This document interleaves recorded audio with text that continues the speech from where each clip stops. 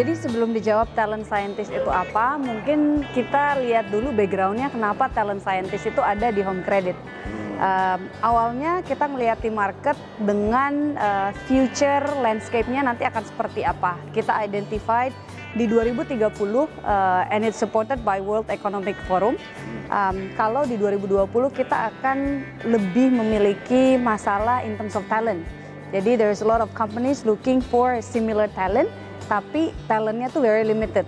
Jadi dari culture Home Credit yang memang what we need to do sebelum itu kejadian, we're being proactive rather than reactive. Jadi dari sekarang nih talent scientist basically satu, kita scouting the market untuk rising potential talent nih berdasarkan dari keperluan kita di dalam, tapi kita lihat juga potential talent yang mungkin cocok dengan spesifik role tersebut yang kita lagi perlukan.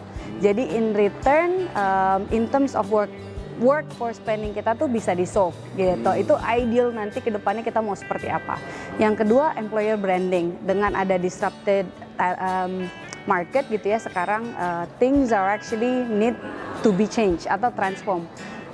Untuk rekrutmen sebelumnya selalu post and pray caranya, tapi sekarang kita ngerubah menjadi how you actually fly within, how you lead within the fly gitu. Jadi supaya bisa cepat tapi bisa mengcapture keperluan bisnis dan bisa mendapatkan talent-talent yang benar dengan menggunakan branding yang bagus. Jadi ketika misalnya potential talent berpikir untuk I need a new role, mereka bisa teringat ke Home Credit. So we're bringing us closer to their hearts.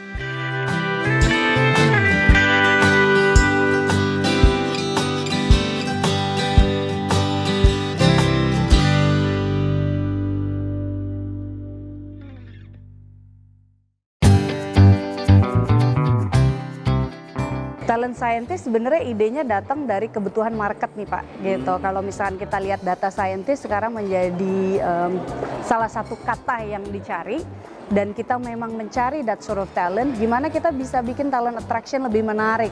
Nah, jadi we did our research and then comes up with the name that is actually nanti akan representing kemana visi kita sebagai perusahaan within the next 5-10 years ahead.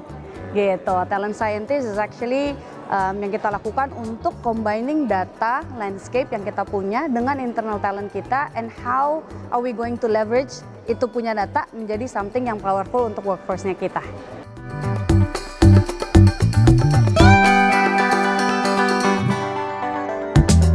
Yes, at the moment masih di bawah talent acquisition part, karena memang it is mostly related dengan talent gitu atau rekrutmen nih Pak, dan employer brandingnya.